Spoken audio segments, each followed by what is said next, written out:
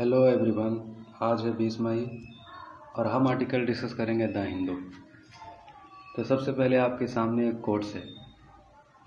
ये कोट्स क्या सबक देती है? इस कोट्स को मैं इस तरह देखता हूँ कि जब आप रात को सोए तो सोते वक्त सुबह के लिए ये ख्वाब ना देखें कि कल की सुबह आपको फूलों से भरी सेज की तरह सजाकर आपके सामने परोसी जाएगी, बल्कि आपको ये सोचनी चाहिए कि कल की सुबह जो आपके लिए आने वाली है, ये कल कांटों से भरा, चुनौती से भरा होने वाला है।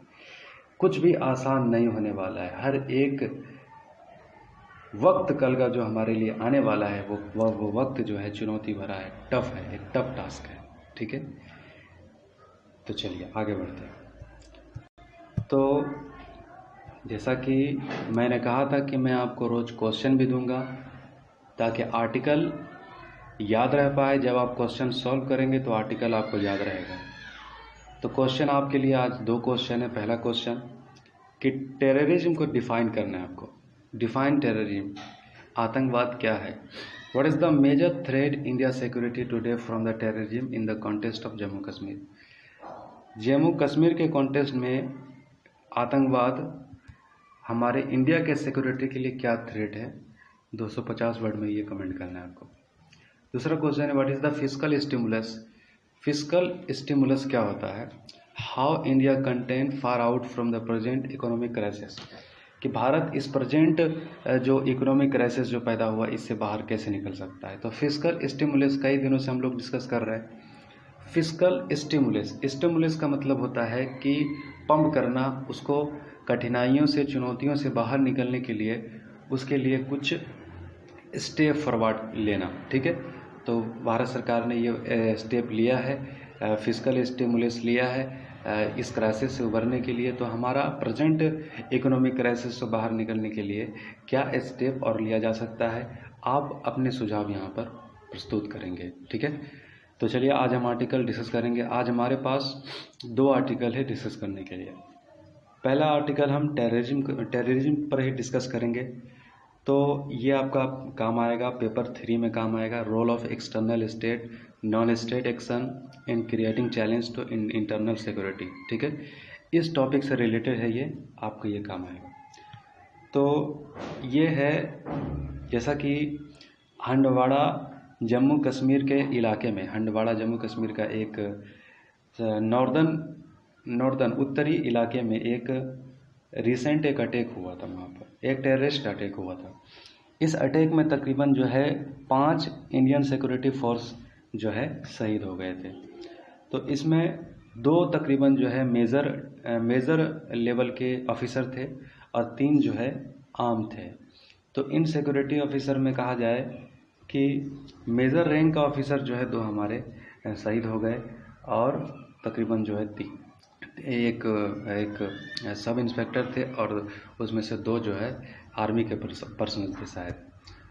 तो ये देखिए अटैक जो हुआ, तो ये अटैक से मतलब बात ये समझ में आती है कि अब जो है पाकिस्तान की गतिविधियां टेररिस्ट अटैक की तरफ जो है गतिविधियां, जो पुराना मतलब हमेशा से जो है पाकिस्तान की तरफ से नॉन एक्टर्स जो आतंकवादी गतिविधियों को प्रमोट करते हैं, आतंकवादी गतिविधियों को जो है उनको आगे बढ़ावा देते हैं, ऐसे लोगों के वजह से जो है जम्मू कश्मीर में इंस्टेबिलिटी जो है बनी रहती है। जम्मू कश्मीर, माना कि जम्मू कश्मीर की अलग चैलेंजेज है, जम्मू कश्मीर के अंदर जो है पॉलिटिकल क्राइसिस है।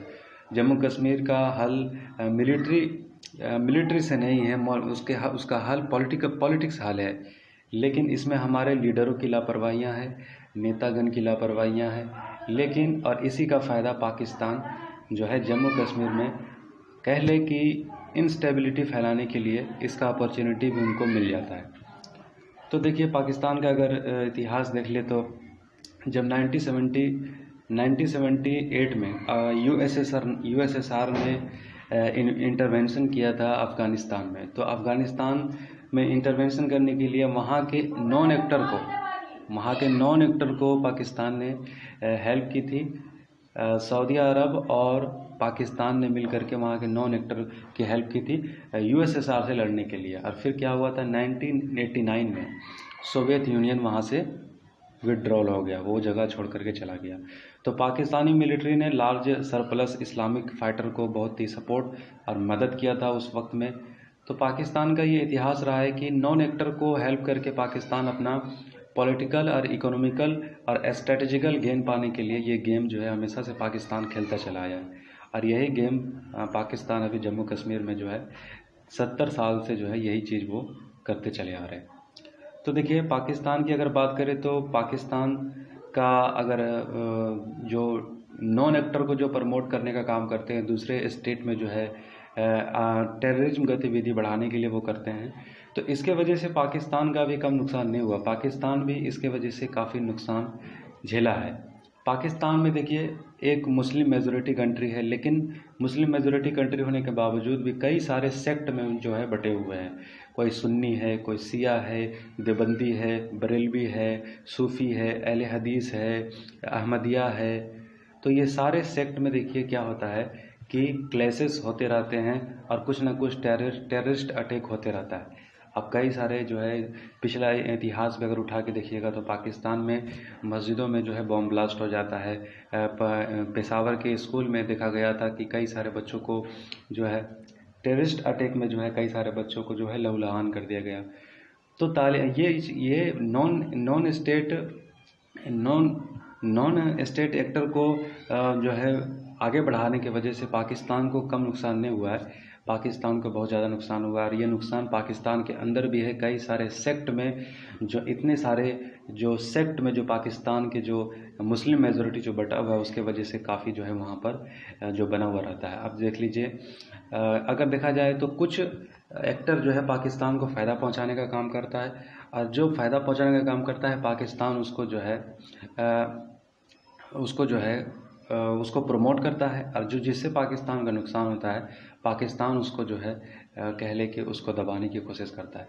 सपोज डैट तहरीक तालिबान की अगर हम बात करें तो तहरीक तालिबान एक वक्त में था, ये तालिबान से ही बाहर निकला था। जो तालिबान को पाकिस्तान ने जन्म दिया था 1978 में, उसी तालिबान में से जो है एक सेक्ट और बाहर निकला जिसको कहते हैं लश्कर तैयबा लश्कर तैयबा नहीं, वो निकला था तहरीक तालिबान।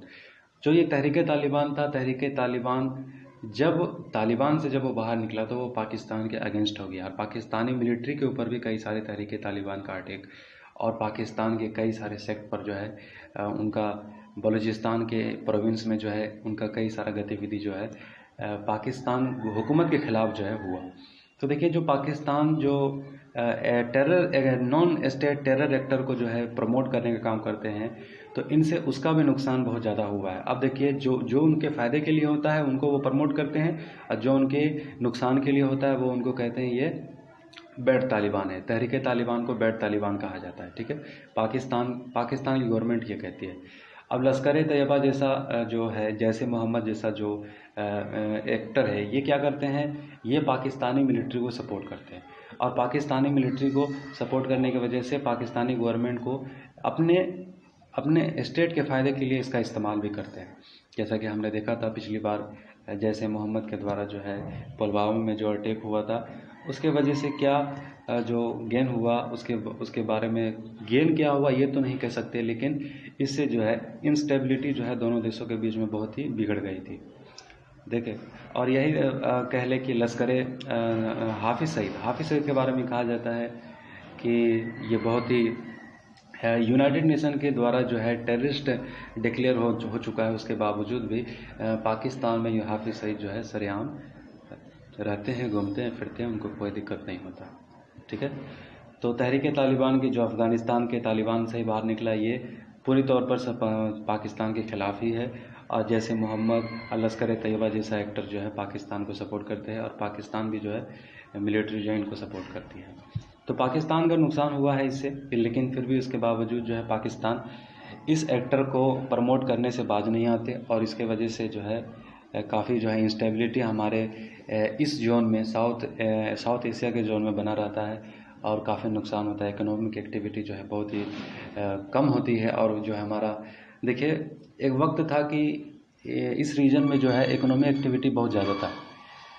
एक वक्त था कि जब भारत की इकोनॉमी और कह लें कि एशिया की इकोनॉमी तकरीबन पूरी दुनिया की आधी इकोनॉमी हुआ करती थी, आधी इकोनॉमी हुआ करती थी। वजह क्या था? वजह ये था कि इस एरिया में जो है ट्रेड जो है बहुत ही ज़्यादा कनेक्टेड था, इंटरकनेक्टेड, एक दूसरे के साथ बहुत ज़्यादा व्यापार बहुत ज़्यादा होता था। लेकिन जब से ये बंटवारा हुआ, जब से पार्टीशन का जो है सिलसिला शुरू हुआ, तब से ये एक्टिविटी, इकोनॉमिक एक्टिविटी जो है पूरी तरीके से ठप हो चुका है। और इसके वजह से जो है पॉवर्टी इस एरिया का जो है, इस एशिया का सबसे जो है बड़ा चैलेंज बन करके सामने आ गया है। तो इसका वजह देख लीजिए कि जब तक पीस कायम नहीं होगा तब तक ये स्टेबिलिटी ख़त्म नहीं होगी और जो है ट्रेड और ये सब जो है आगे नहीं आएगा। ठीक है, तो ठीक है। अब दूसरा टॉपिक हमारे पास है फाइनेंसिंग द स्टिमुलस। ये क्या होता है?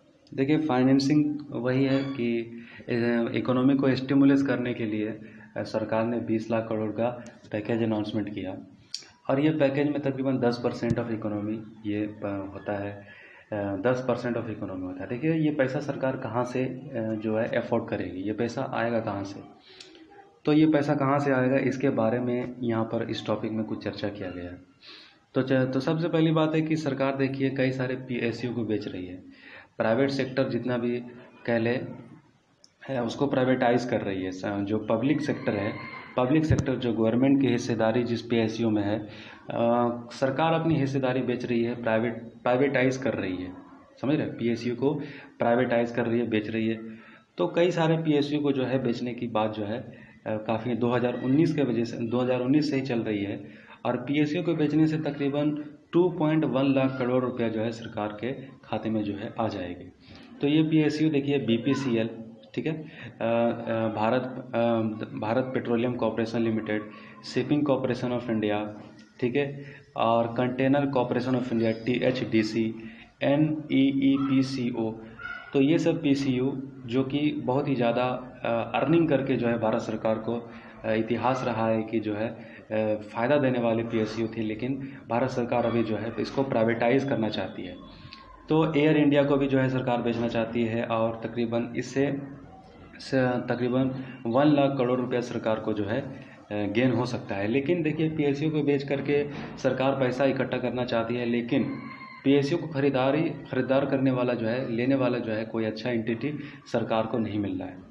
गवर्नमेंट अपनी एंटिटी बेचना चाह रही है, लेकिन वैसा कोई ख़रीदार PSU को लेना नहीं चाह रहा है, क्योंकि PSU जो है, कई सारे PSU घाटे में है और कई सारे PSU जो घाटे में नहीं है, जैसे BPCL घाटे में नहीं है। एयर इंडिया तो कह सकते हैं 50-50 घाटे में है भी या नहीं भी है, 50-50 कहा जा सकता है। लेकिन इन PSU को अगर कहा जाए तो जल्दीबाजी में अगर सरकार बेचने के लिए इस तरीके से एग्रेसिव तरीके से बेचने की, पैसे के जुगाड़ में अगर बेचने की कोशिश करेंगी, तो सरकार घाटे में सौदा कर बैठेगी, और इससे जो है सरकार का बहुत ज़्यादा नुकसान हो जाएगा। तो देखना चाहिए कि ऐसा ना हो कहीं जो PSU भारत को कई समय से जो है इनकम करके, गेन करके दे रहा है, वो PSU को जो है बेचना हो सकता है लॉन्ग टर्म के लिए भारत को नुकसान जो है दे सकता है। तो इसके बारे में सरकार को सोचना चाहिए और किसी और माध्यम से जो है पैसा जो है इसके लिए व्यवस्था करनी चाहिए। दूसरा क्या है कि सरकार जो है क्या कर सकती है? देखिए, अभी पेट्रोल का दाम जो है, कच्चा तेल का दाम जो है बहुत ज़्यादा कम है। तो इससे क्या है कि सरकार जो है पेट्रोल को बेच करके बहुत ज़्यादा जो है इस पर ड्यूटी लगा करके बहुत ज़्यादा अर्निंग कर पा रही है, यहाँ से जो है सरकार को पैसा आ रहा है। लेकिन अनिश्चितता ये है कि ये कितना हो पाएगा, कितना समय तक हो पाएगा, ये तो नहीं कहा जा सकता कि कब जो है इंटरनेशनल मार्केट में जो है वो क्रूड ऑयल का प्राइसेस जो है बढ़ जाए। कभी भी क्रूड ऑयल का प्राइसेस बढ़ सकता है। जब प्राइसेस बढ़ जाएगा तो फिर सरकार के पास जो अभी इनकम जनरेट हो रहा है, जो एक्स्ट्रा इनकम जो जनरेट हो रहा है, ये कल होकर के फिर ये इनकम जनरेट नहीं हो पाएगा। तो ये भी एक कंसर्न है। तो ये लॉन्ग टर्म के लिए नहीं कहा जा सकता, अभी के लिए तो सही है, लेकिन आगे के लिए जो है ये ज़्यादा जो है पैसा जो सरकार के पास जो है जनरेट करने का मीडियम नहीं कहा जा सकता। तीसरा सरकार का क्या कर सकती है? देखिए, सरकार ये कर सकती है कि बोरोइंग कर सकती है, किसी और जगह से जो है पैसा उधार ले सकती है। लेकिन इसके लिए प्रॉब्लम ये है कि जब हम बोरोइंग करेंगे, देखिए क्या अगर डॉलर देखिए मजबूत होता चला जा रहा है, रुपया कमज़ोर हो रहा है, तो इस वजह से अगर डॉलर की कीमत और बढ़ जाएगी और रुपया कम हो जाएगा, रुपया का वैल्यू कम हो जाएगा। तो जब हम बोरोइंग करेंगे, किसी से भी बोरोइंग करेंगे, IMF से करेंगे या फिर वर्ल्ड बैंक से करेंगे, तो ये बोरोइंग करने के बाद भारत का अगर रुपया कम हो गया और डॉलर मजबूत हो गया तो ज़्यादा पेमेंट हमको जो है बैलेंस ऑफ पेमेंट क्राइसिस का जो है स्थिति बन जाएगी। Balance of payment crisis, balance of payment crisis ये हुआ कि जैसे कि जितना पैसा हमने लिया था, जो रेट पर लिया था, उससे कई गुना ज़्यादा बढ़ा करके हमको डॉलर मजबूत होने की वजह से बढ़ा चढ़ा कर हमको देना पड़ रहा है। इसको बैलेंस ऑफ पेमेंट्स क्राइसिस कहा जाता है। ठीक है, तो ये चीज़ है। प्राइवेटाइज कर करके पैसा कमा सकते हैं, ऑयल बेच करके पैसा कमा सकते हैं, या फिर जो है ला सकते हैं पैसा, बोरोइंग कर सकते हैं किसी दूसरे जगह से, डेब्ट ले सकते हैं, कर्ज ले सकते हैं, सरकार ये कर सकती है। लेकिन इससे नुकसान है, अगर जो है अगर आगे चल करके ऐसा कुछ स्थिति पैदा हुआ, डॉलर और मजबूत हो गया और पैसा हमारा कमज़ोर हो गया, तो इससे भारत को नुकसान हो जाएगा। तो वैसे इसके ये 3 मीडियम यहाँ पर बताया गया, और इसके बारे में जो है फिस्कल स्टिमुलस जो सरकार जो स्टेप जो ली है, इसको जो है सॉल्व किया जा सकता है। ठीक है, तो यह था आज का हमारा टॉपिक। आई होप कि ये सब आपको समझ में आया हो। ठीक है, चलिए दूसरों के लिए शेयर कर दीजिए। Thank you.